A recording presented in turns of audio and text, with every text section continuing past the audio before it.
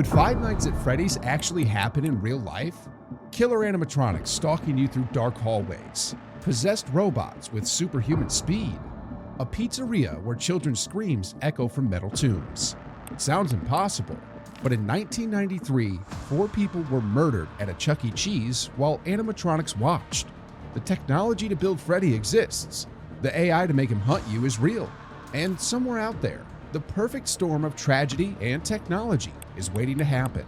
By the end of this video, you'll know exactly how close we are to living Freddy's nightmare and why you'd never make it past night 1.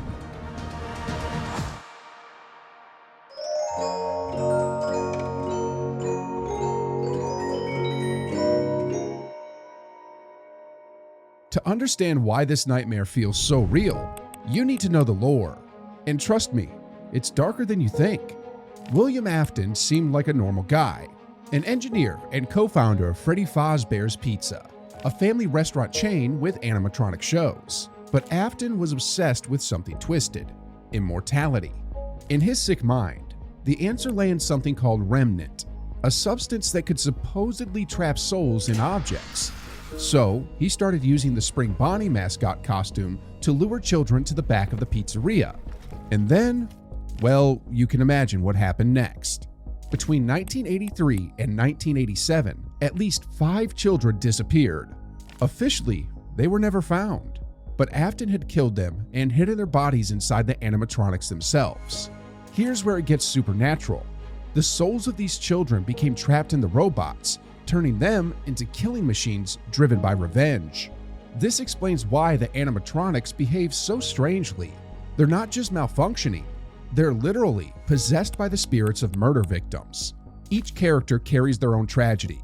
Freddy houses Gabriel's spirit, one of the first victims. Bonnie contains Jeremy's soul, still seeking justice. Chica carries Susie's spirit, a girl who just wanted to see her dog. Foxy possesses Fritz's soul, who died trying to escape. And Golden Freddy is the most mysterious, possessed by Cassidy, who refuses to rest. And William Afton? He met the worst possible end, crushed by the very Spring Bonnie suit he used to kill children. But even death couldn't stop him. He returned as Springtrap, a rotting corpse trapped in a rabbit costume. This is the foundation of the lore, a family tragedy that became an infinite cycle of revenge and horror. And the worst part? It all happens in places that should be safe. Pizzerias where families go to have fun. But wait, how much of this could actually happen?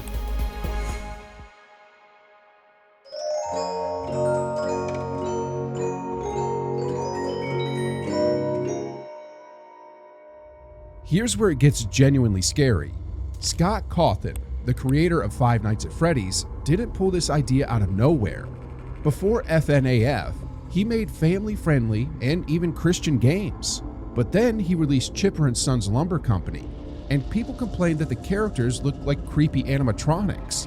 Instead of getting upset, Scott thought, you know what? I'll make a horror game instead. But the inspiration goes deeper. In 1993, at a Chuck E. Cheese in Colorado, an ex-employee named Nathan Dunlap waited for the restaurant to close and killed 4 people, injuring a 5th. The animatronics just stood there, witnessing everything. Although Scott never confirmed this inspired the game, the similarities are impossible to ignore. Family restaurant, animatronics present, violence after closing hours, sense of safety completely destroyed. And here's something bizarre. In the 80s and 90s, Chuck E. Cheese faced a series of problems: fierce competition, financial troubles, public controversies, just like Fazbear Entertainment in the game. But what really gives me chills is how real animatronics were already kind of scary. Rigid movements, glassy eyes, operating alone, in the dark. Even though they were harmless, they caused a certain discomfort. Five Nights at Freddy's took that natural unease and amplified it 1,000 times. It transformed that strange feeling into pure terror. The Chuck E. Cheese company went through mergers and rebranding, trying to survive in a changing market. Exactly like what happens with Fazbear Entertainment in the game, always trying to cover up its problematic past.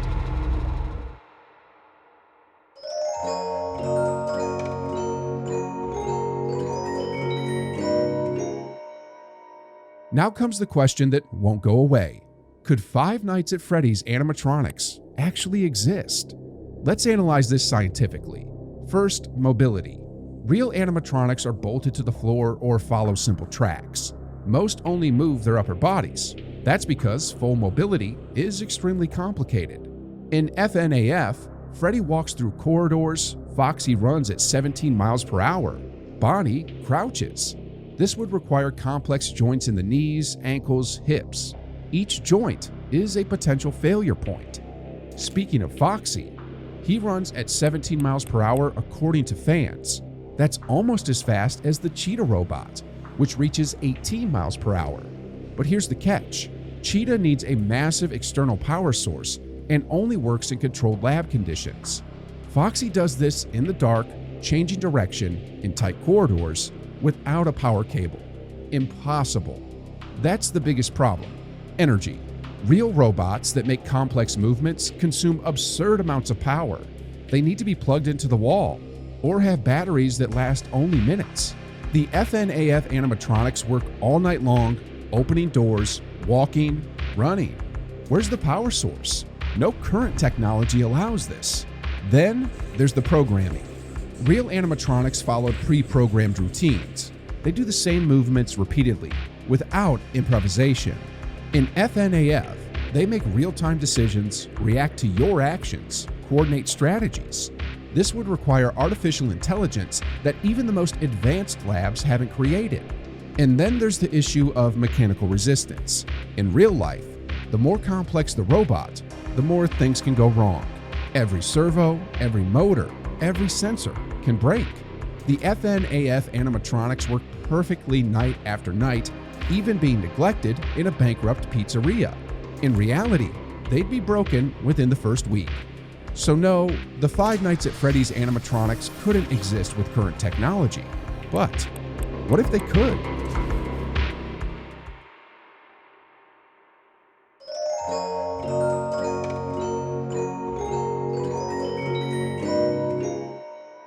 Here's the most interesting part of FNAF, the remnant. In the game's universe, remnant is a substance that can trap souls in metallic objects. It's the explanation for how children's spirits control animatronics. Obviously, this is pure fiction, but let's play with the idea. In real life, the closest we have are brain-machine interfaces. Scientists can decode simple neural signals to control screen cursors or basic robotic arms. But this requires a living, intact brain, implanted electrodes, constant calibration, and control limited to simple movements. Transferring complete consciousness, memories, emotions? That's light years away from our technology. In FNAF, Remnant does this instantly, preserving even the children's personalities. It's a brilliant narrative solution because it explains impossible behaviors without getting bogged down in scientific explanations. The result?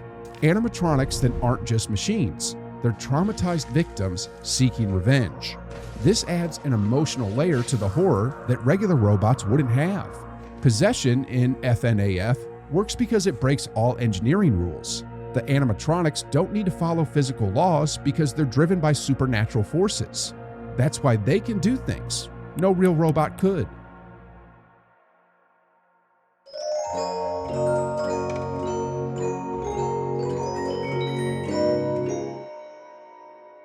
Now let's get to what matters. Could you survive 5 nights at Freddy Fazbear's Pizza? Let's be realistic about the challenges. First challenge, limited resources. You have limited power. Every time you close a door or check a camera, you drain the battery. Run out of power, game over. In real life, this would mean rationing every movement. You need to be strategic, not paranoid. Checking cameras constantly would leave you vulnerable at the end of the night. Second challenge, sleep deprivation. 5 nights straight without sleep? That alone would kill you. After 24 hours without sleep, your reaction time decreases by 50%. After 48 hours, you start having involuntary microsleeps. By the 3rd day, hallucinations begin. The animatronics wouldn't even need to get you. You'd sabotage yourself. Third challenge, psychological stress. Constant fear releases cortisol in your body. In small doses, this keeps you alert. In excess, it impairs your decision making. You'd become so anxious that you'd start making stupid mistakes, closing the wrong door, forgetting to check a camera, panicking when the power runs out. Fourth challenge, unpredictability. Unlike real robots, FNAF animatronics are unpredictable. You can't memorize a route or time their movements. Each night would be different. Each decision would be a shot in the dark. Being brutally honest, your chances of survival are practically zero. But let's say you got lucky the first few nights. What would your strategy be? First, conserve energy obsessively. Only close doors when absolutely necessary. Learn basic patterns to predict when to check cameras. Second, use the environment to your advantage. Move furniture to block entrances. Create physical barriers. Real robots would struggle with obstacles. Third, stay calm. Don't panic. Develop a routine and follow it religiously. Fourth, look for resources. Maybe there are circuit breakers to shut down animatronics or hidden emergency exits. Fifth, think like an engineer. Animatronics have limitations. Find the weak points and exploit them. But even with the best strategy, you'd be fighting supernatural forces with limited resources in a structure that's against you. The brutal truth is that FNAF isn't just about survival, it's about inevitability. The game is designed to break you slowly, night after night, until you make a fatal mistake. The tension comes from knowing you'll eventually fail. It's just a matter of time.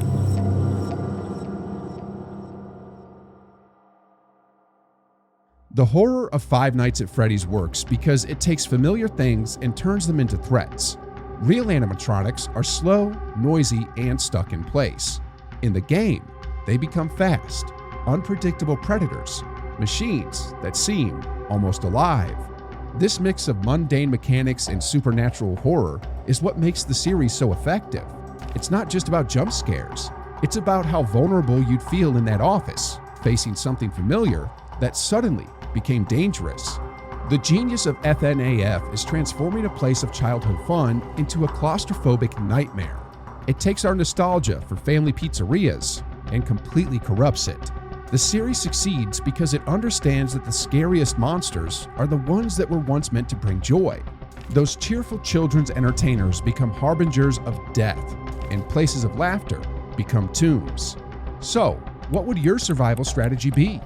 Would you try to conserve energy and hope for luck? Or would you look for a way to escape the building? One thing's certain, after learning the real story behind Five Nights at Freddy's, those Chuck E. Cheese robots will never look the same again. And you, could you survive 5 nights with Freddy and his gang? Let me know in the comments what your plan would be, because I'm sure it would be harder than you think. The next time you see an animatronic, remember, sometimes the most innocent things hide the darkest secrets.